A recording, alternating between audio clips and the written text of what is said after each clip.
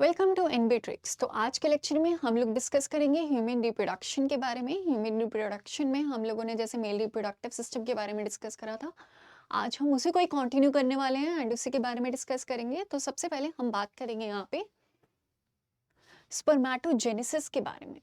तो जब हम यहाँ पे स्पर्मेटोजेनेसिस के बारे में डिस्कस कर रहे हैं, स्पर्मो का मतलब क्या होता है यहाँ पे, स्पर्मेटो का मतलब है यहाँ पे स्पर्म, और स्पर्म क्या होगा यहाँ पे, it is a male gamete. ये क्या होता है, मेल गेमीट होता है। और जेनेसिस का मतलब क्या होता है यहाँ पे, फॉर्मेशन। सो स्पर्म फॉर्मेशन को हम क्या बोलते हैं यहाँ पे, स्पर्मेटोजेनेसिस प्रोसेस का नाम दे देंगे। तो जब हम यहाँ पर स्पर्म की फॉर्मेशन होती है मेल्स की केस में, उस प्रोसेस को हम बोल रहे हैं स्पर्मेटोजेनेसिस। एंड ये प्रोसेस एक ही फेज में तो हो नहीं सकता है। इस प्रोसेस को होने के लिए बेसिकली 3 फेजेस दिए जाते हैं जो आपके स्क्रीन पे आपको नजर आएंगे। पहला फेज होता है आपके पास growth phase, then multiplication phase, after that it is maturation phase. इन फेजेस को हम डिटेल में डिस्कस करेंगे क्योंकि यही फेजेस काम आते हैं स्पर्म फॉर्मेशन में। तो देखिए, यहाँ पर सबसे पहले तो प्यूबिटी के दौरान आपको याद रखनी है चीज, जब प्यूबिटी के दौरान क्या होते हैं, स्पर्मेटोगोनियाज होते हैं बहुत सारे। ये स्पर्मेटोगोनिया में क्या होती है, माइटोसिस प्रोसेस चल रहा होता है। माइटोसिस प्रोसेस होगा मींस एक सेल से 2 सेल्स बनेंगे एंड कॉन्टिन्यूस मैनर में बहुत सारे स्पर्मेटोगोनिया फॉर्म होते हैं। कहाँ पे, प्यूबिटी के दौरान फॉर्म हो जाएंगे। ठीक है, तो ये पहला स्टेज आ जाएगी जो कि आपको याद रखनी है। अब जैसे ही माइटोसिस प्रोसेस होगा, लेकिन उससे पहले आपको याद रखनी है एक चीज सबसे इंपॉर्टेंट, ये जो स्पर्मेटोगोनिया होता है ये हमेशा किस स्टेट में होता है, डिप्लॉयड स्टेट में होता है। यहाँ पे भी आपको नजर आएगा, it is the 46 number of the chromosomes. ठीक है, उसके बाद क्या होगा, जब इसकी माइटोसिस होगी तो ऐसे बहुत सारे सेल्स बन जाएंगे एंड उन सेल्स को हम क्या रेफर करते हैं, प्राइमरी स्पर्मेटोसाइट्स का नाम दे देंगे। तो ये जो प्राइमरी स्पर्मेटोसाइट्स होते हैं ये अभी भी डिप्लॉयड स्टेट में होंगे। आप लोग नोटिस करोगे ये अभी भी किस स्टेट में है, डिप्लॉयड स्टेट में ही है ये प्राइमरी स्पर्मेटोसाइट्स। अब क्या होगा, स्पर्मेटोगोनिया से क्या बने, यहाँ पर आपको नजर आएगा प्राइमरी स्पर्मेटोसाइट्स बने। अब ये जो प्राइमरी स्पर्मेटोसाइट्स होते हैं इनकी सबसे पहले होती है मियोसिस 1, जिसको हम बोलते हैं फर्स्ट मियोटिक डिवीजन। तो यहाँ पर होगी मियोसिस 1। मियोसिस 1 से क्या होगा, यहाँ पे ये जो आपके प्राइमरी स्पर्मेटोसाइट्स होंगे ये आगे क्या हो जाएंगे, डिवाइड हो जाएंगे 2 में। तो इनको यहाँ पर जब मियोसिस 1 से ये 2 बन रहे हैं, इन दोनों को मैं रेफर कर दूंगी सेकेंडरी स्पर्मेटोसाइट्स के नाम से। तो ये जो सेकेंडरी स्पर्मेटोसाइट्स होंगे अगेन ये भी किस स्टेट में आपको नजर आएंगे, यहाँ पे डिप्लॉयड स्टेट में। अभी क्रोमोसोम नंबर हाफ नहीं होता मियोसिस 1 में, हो जाएगा या नहीं होगा, यहाँ पे क्रोमोसोम नंबर हाफ हो जाएगा या नहीं होगा, क्रोमोसोम नंबर हाफ हो जाएगा क्योंकि जो मियोसिस स्टेज होती है, मियोसिस स्टेज में क्या होगा, मियोसिस स्टेज में हमेशा क्या होता है, क्रोमोसोम नंबर हाफ हो जाता है और माइटोसिस में क्रोमोसोम नंबर हमेशा सेम रहता है। तो उस अकॉर्डिंग जब पहली मियोटिक डिविजन्स हुई, प्राइमरी स्पर्मेटोसाइट्स किस में डिवाइड हो गए थे, आगे फर्दर सेकेंडरी स्पर्मेटोसाइट्स में। तो सेकेंडरी स्पर्मेटोसाइट्स में क्या हो जाएगी, यहाँ पर आपके पास कौन सी स्टेट आ जाएगी, यहाँ पे हैप्लॉइड स्टेट आ जाएगी। तो जैसे ही सेकेंडरी स्पर्मेटोसाइट्स की सेकेंड मियोसिस होती है जिसको हम बोलते हैं मियोटिक 2 डिवीजन। तो मियोटिक 2 डिवीजन से सेकेंडरी स्पर्मेटोसाइट्स किस में डिवाइड हो जाते हैं, आगे फर्दर किस में राइज हो जाएंगे, स्पर्मेटिड्स में। तो मैं इसको नाम दे दूंगी स्पर्मेटिड्स का। आगे स्पर्मेटिड्स डेवलप होते हैं और क्या बनाते हैं, यहाँ पर आपको नजर आएगा स्पर्मेटोजोआ, जिसको हम रेफर करते हैं स्पर्म के नेम से भी। तो ये था पूरा का पूरा प्रोसेस आपका स्पर्मेटोजेनेसिस का। स्पर्मेटोजेनेसिस में एक बार इसको रफली गो थ्रू कर लेंगे। तो यहाँ पर होता क्या है, सबसे पहले तो प्यूबिटी के दौरान जो स्पर्मेटोगोनिया होते हैं मेल की बॉडी के अंदर वो कॉन्टिन्यूस मैनर में डिवाइड हो रहे होते हैं with the help of the mitosis process and they will give rise to the primary spermatocytes. तो जैसे ही प्राइमरी स्पर्मेटोसाइट्स बनते हैं उनके बाद उसकी क्या होती है, मियोसिस 1 डिवीजन होती है, then it will give rise to the secondary spermatocytes. जैसे ही सेकेंडरी स्पर्मेटोसाइट्स बन जाएंगे वो आगे फर्दर डिवाइड नहीं, डेवलप हो जाएंगे किसमें, स्पर्मेटिड्स में, with the help of the second meiotic division, you can see here. फिर स्पर्मेटिड्स आगे डेवलप हो जाते हैं स्पर्मेटोजोआ में, जिसको हम स्पर्म का नाम देंगे। तो आप देखोगे यहाँ पर डिप्लॉइड से हैप्लॉइड स्टेट बन गई है। तो जैसे ही मेल गेमीट बनता है स्पर्म, तो उसकी जो स्टेट होती है वो चेंज हो जाती है। तो स्पर्म का हमेशा हम बोलेंगे it is always haploid in state. Okay,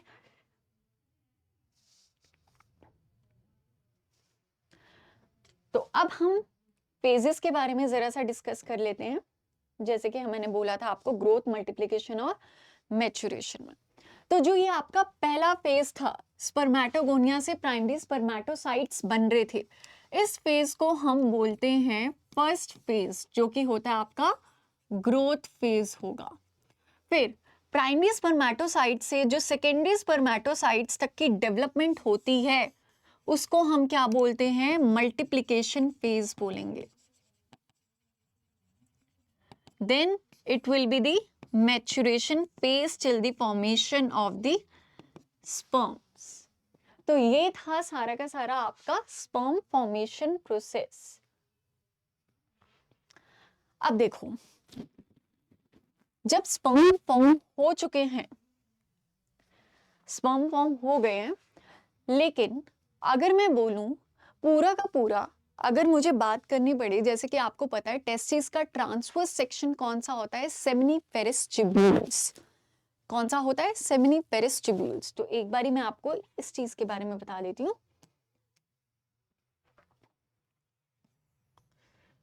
ये मैंने बना लिया ट्रांसवर्स सेक्शन ऑफ टेस्टिस। ये है मेरे पास सेमिनिफेरस ट्यूब्यूल्स जो आपको नजर आएंगे। तो यहाँ पे जो आपको यूनिट्स नजर आ रहे हैं वो क्या हैं आपके पास, सेमिनिफेरस ट्यूब्यूल्स हैं। इसको मैं यहाँ बोल दूंगी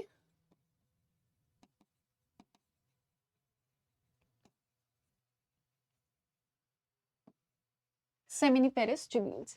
अब हर एक सेमिनिफेरस ट्यूब्यूल के अंदर स्पर्म फॉर्म होता है, और वो जो स्पर्म फॉर्म होगा वो हर एक स्पर्म कौन से प्रोसेस से जाने वाला है, उन 3 फेजेस से जाने वाला है, ग्रोथ, मैच्योरेशन एंड मल्टीप्लिकेशन। तो अब मैं सेमिनिफेरस ट्यूब्यूल के स्ट्रक्चर के बारे में डिस्कस करती हूँ यहाँ पे सबसे पहले आपके साथ। देखो, ये जो सेमिनिफेरस ट्यूब्यूल्स होते हैं, इनके सबसे पहली लाइनिंग जो प्रेजेंट होती है, इस लाइनिंग को मैं बोलती हूँ स्पर्मेटोगोनिया, जो कि प्यूबर्टी के दौरान बन रही है। ठीक है, ये हो जाएगी आपकी पहली लेयर, जिसको मैं क्या बोलती हूँ यहाँ पे, स्पर्मेटोगोनिया का नाम दे देती हूँ, जो हमने पहली सबसे बात करी थी, जो कि प्यूबर्टी के दौरान बनती है। ये पहली लेयर। फिर आगे क्या होता है, ये जो स्पर्मेटोगोनिया होते हैं, ये स्पर्मेटोगोनिया की क्या हो रही थी, मियोसिस हो रही थी। मियोसिस के बाद स्पर्मेटोगोनिया किस में अराइज होते हैं, यहाँ पे प्राइमरी स्पर्मेटोसाइट्स में। तो यहाँ पे मैं बात करती हूँ, ये जो होंगे आपके पास, ये होगी लेयर आपकी कौन सी, प्राइमरी स्पर्मेटोसाइट्स की लेयर।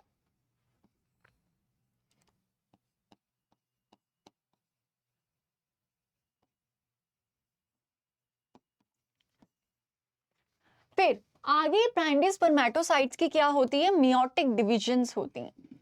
तो मियोटिक डिवीजन से ये किस में देते हैं, सेकेंडरी स्पर्मेटोसाइट्स में दे देंगे। तो सेकेंडरी स्पर्मेटोसाइट्स कैसे दिखेंगे, आगे डेवलप होके, ये जो आपको ग्रीन ग्रीन नजर आ रही है यहाँ पे, these are the secondary spermatocytes. ये थर्ड लेयर बनती है। अब आगे ये जो सेकेंडरी स्पर्मेटोसाइट्स होते हैं, फर्दर इनकी मियोसिस होती है। मियोसिस होने के बाद ये किस चीज में अराइज होते हैं, यहाँ पर ये अराइज होते हैं स्पर्मेटिड्स में।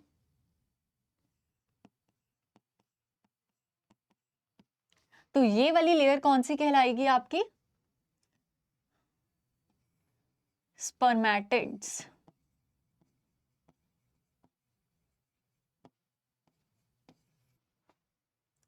आफ्टर दैट स्पर्मेटिड्स आगे चल के डिफरेंशिएट होते हैं, डिफरेंशिएट होने के बाद ये क्या देंगे, यहाँ पे स्पर्म्स देते हैं। ये आगे फर्दर डेवलप होके यहाँ पे क्या दे रहे हैं, स्पर्म्स दे रहे हैं। तो यहाँ पे आपको सेंटर में क्या नजर आएंगे, दीज आर दी स्पर्म्स। अब देखना सेमनीफेरस ट्यूब्यूल्स के बिल्कुल सेंटर में 3 सेल्स प्रेजेंट होते हैं। वो 3 सेल्स होते हैं यहाँ पे Sertoli cells. This manner, here, here, ये जो होंगे ये होते हैं सर्टोली सेल्स। और इन सर्टोली सेल्स का काम क्या होता है, ये सर्टोली सेल्स क्या करेंगे, नरिशमेंट प्रोवाइड करते हैं किसको, स्पर्म्स को। इनका काम क्या होगा, they will provide the nourishment to sperms. अब हर एक सेमनीफेरस ट्यूब्यूल्स के बीच में, ये एक सेमनीफेरस ट्यूब्यूल है, ये दूसरी, ये तीसरी, ऐसे बहुत सारी यूनिट्स होंगी सेमनीफेरस ट्यूब्यूल्स की।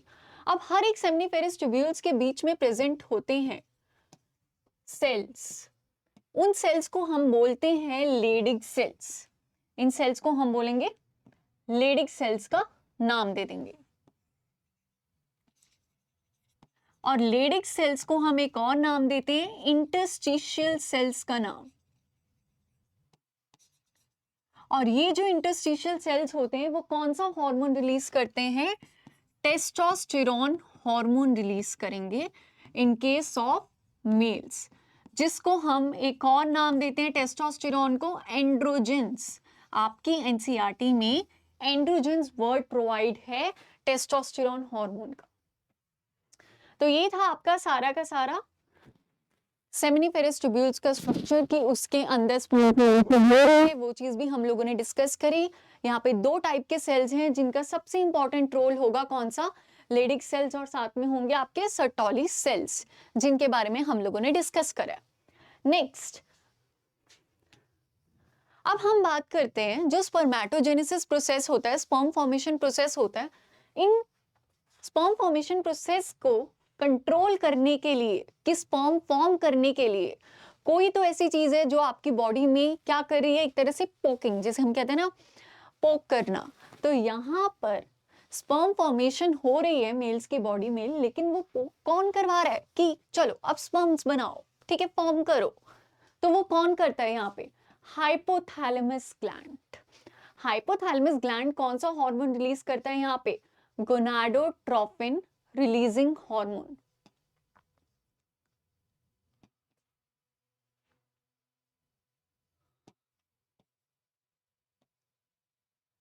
गोनाडोट्रोपिन रिलीजिंग हार्मोन रिलीज करेगा। फिर ये जो गोनाडोट्रोपिन रिलीजिंग हार्मोन होता है ये एक्ट करता है एंटीरियर पोर्शन पे। पिट्यूटरी ग्लैंड का हिस्सा होता है, 2 हिस्से होते हैं, एक पोस्टीरियर और एक एंटीरियर। तो ये जो हाइपोथैलेमस ग्लैंड, जब इसने गोनाडोट्रोपिन रिलीजिंग हार्मोन रिलीज करा, ये gonadotropin releasing hormone anterior portion के ऊपर एक्ट करता है पिट्यूटरी ग्लैंड के, और आगे फर्दर 2 हार्मोन्स रिलीज करवाता है। एक करवाता है एफएसएच एंड दूसरा होता है LH. FSH is the follicle stimulating hormone, जैसे कि आप लोगों ने 11th में भी बात करी है इसकी, फॉलिकल स्टिमुलेटिंग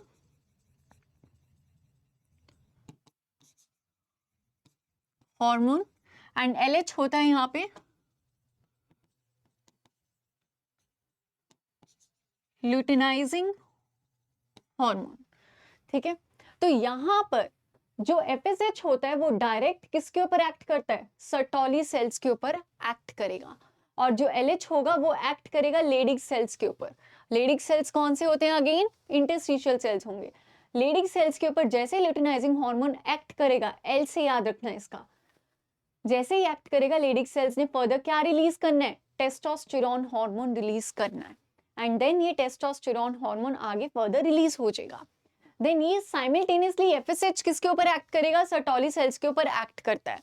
तो यहाँ पर जैसे ही सर्टोली सेल्स के ऊपर एक्ट करता है, यहाँ पे सर्टोली सेल्स दो मेन चीजें रिलीज करते हैं, दो प्रोटीन्स, एक होता है एबीपी और एक होता है इनहिबिन प्रोटीन।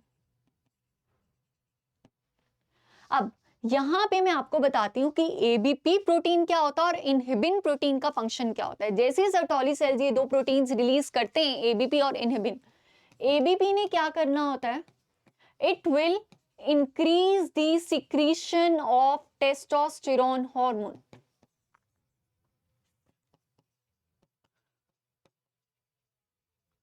और दूसरा आ जाएगा आपके पास इनहिबिन।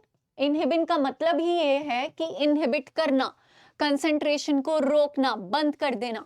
तो यहां पे इट विल डिक्रीज और suppress the concentration of testosterone hormone. ABP की फुल फॉर्म आप लोग याद रख लेना, it is androgen binding protein.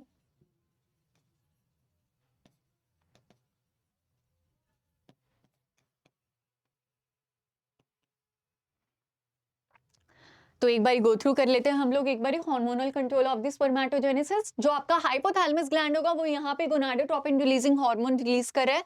ये फर्दर एक्ट करता है एंटीरियर पोर्शन पिट्यूटरी ग्लैंड के ऊपर, एंड ये इंटीरियर पोर्शन आगे एक्ट करेगा एफएसएच और एलएच पे। जो आपका एफएसएच होगा फॉलिकल स्टिमुलेटिंग हार्मोन, इसने सर्टोली सेल्स के ऊपर एक्ट करना है, एंड ये आगे सर्टोली सेल्स दो यहाँ पे प्रोटीन्स रिलीज करते हैं। कौन कौन से, जो हम लोगों ने डिस्कस करे यहाँ पे, एबीपी एंड इनहिबिन। एबीपी का काम क्या होगा, it will increase the concentration of the testosterone hormone, and inhibin का काम क्या होगा, ये टेस्टोस्टेरोन हार्मोन की कंसंट्रेशन को दबा देगा या फिर कम कर देगा। साइमल्टेनियसली अगर मैं बात करती हूँ यहाँ पर लेडिक सेल्स के बारे में, तो यहाँ पे इंटीरियर पोर्शन जो होता है पिट्यूटरी ग्लैंड का, वो ल्यूटिनाइजिंग हार्मोन रिलीज कर रहा है। वो ल्यूटिनाइजिंग हार्मोन एक्ट करेगा लेडिक सेल्स के ऊपर।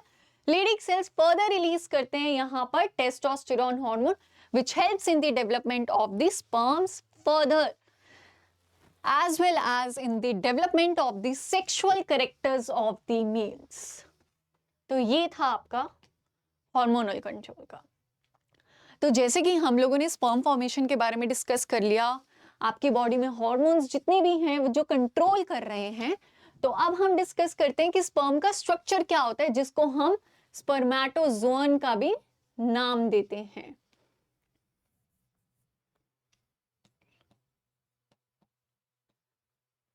तो देखिए, ह्यूमन स्पर्म के आपको नजर आते तीन हिस्से नजर आएंगे। एक होता है आपके पास हेड रीजन, ये हीट लिखा हुआ है, ये है हेड रीजन, ठीक है। ये होगा हेड रीजन। इस हेड रीजन के पास क्या होता है, ये बिल्कुल एलोंगेटेड शेप में होगा, आपको नजर आएगा यहाँ पे, वेट ए सेकेंड, ये बिल्कुल एलोंगेटेड शेप में, ये आपका हेड रीजन है स्पर्म का। अब इस हेड रीजन के पास दो चीजें होती हैं, एक होता है एक्रोसोम रीजन एंड दूसरा हो जाएगा आपके पास न्यूक्लियस। तो न्यूक्लियस ये हमेशा एप्लॉइड स्टेट में होता है यहाँ पर, और जो एक्रोसोम रीजन होगा यहाँ पे प्रेजेंट होते हैं एंजाइम्स। ऐसे एंजाइम्स प्रेजेंट होते हैं जिनका मेन रोल होता है फर्टिलाइजेशन में, ठीक है, जिसके बारे में हम लोग आगे डिस्कस करेंगे in the process of the fertilization कि वो कौन कौन से एंजाइम्स हैं जिनका अपना रोल होगा यहाँ पे। नेक्स्ट आ जाएगा आपके पास नेक रीजन। नेक रीजन में क्या प्रेजेंट होता है, यहाँ पर सबसे पहली चीज तो आपको याद रखनी है, यहाँ पे प्रेजेंट होता है दो सेंट्रियोल्स प्रेजेंट होते हैं। एक होता है मैक्सिमल सेंट्रियोल, जिसका काम क्या होता है, ये जाइगोट को आगे फर्दर डिवाइड करवाएगा। नेक्स्ट आ जाएगा आपके पास डिस्टल सेंट्रियोल। जो डिस्टल सेंट्रियोल होगा वो क्या करेगा, टेल फिलामेंट बनाने वाला है। फिर अगला आ जाएगा आपके पास रीजन, पहला रीजन आपके पास हेड था, दूसरा रीजन सेंट्रियोल वाला जिसको हम बोलते हैं नेक रीजन। थर्ड रीजन आ जाता है आपके पास मिड पीस, जिसको हम माइटोकॉन्ड्रिया रीजन का नाम दे रहे हैं, जिसका काम क्या होता है, ये एनर्जी प्रोवाइड करता है ताकि स्पर्म्स आसानी से मूव कर सके। मूव भी नहीं वर्ड बोलेंगे यहाँ पे, मोटिलिटी वर्ड का मतलब होता है यहाँ पे मूव, और we can say locomote. Next आ जाएगा आपके पास टेल। जब मैं बोल रही हूँ यहाँ पे tail, that is the fourth region of the sperm, जिसका काम क्या होगा, ये जो टेल होती है फ्लैजुला से बनी होती है। इस फ्लैजुलम रीजन का काम यही है कि स्पर्म को आगे मूव करवा सकता है फीमेल जेनाइटल ट्रैक्ट में। तो ये था हमारा सारा आज का लेक्चर जो जो हम लोगों ने डिस्कस करा। सबसे पहले हम लोगों ने डिस्कस करी स्पर्म फॉर्मेशन के बारे में। आफ्टर दैट हम लोगों ने डिस्कस करा कि यहाँ पर कि जब स्पर्म फॉर्मेशन हो जाती है तो वो एक्चुअल में होती कहाँ पर है, सेमिनिफेरस ट्यूब्यूल्स में। देन हम लोगों ने बात करी कि कौन कौन से हमारी बॉडी में हॉर्मोन्स जैसे होते हैं मेल्स के केस में जो कि स्पर्म्स डेवलपमेंट में रोल प्ले करते हैं। नेक्स्ट हम लोगों ने डिस्कस करा था कि मेल्स के स्पर्म स्ट्रक्चर के बारे में, जिसको हमने डिटेल में डिस्कस करा। आई होप आप लोगों को आज का लेक्चर समझ में आया हो। Thank you so much.